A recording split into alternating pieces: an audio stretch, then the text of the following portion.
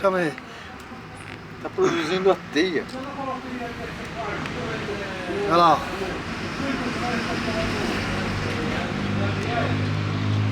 Puta merda, ainda bem agora não. Ih, o bicho tá vivo ainda, hein? Ah, eu preciso do tripé. Ó. Ela saiu, Ela vou deixar tá- o bicho me matar. É, não, agora Ou o bicho talvez tá... ela esteja assustada aí com você.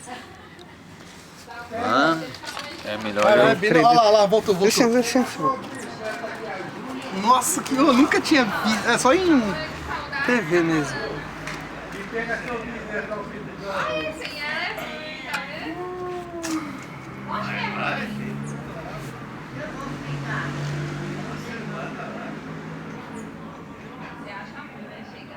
Filha da puta, agora não quer fazer nada. É que o bicho tá tentando se soltar.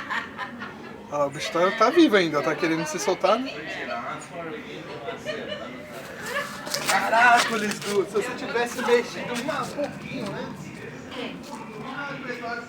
Tirar uma foto da aranha, ela pegou um bicho e começou a enrolar assim, o bicho na perna.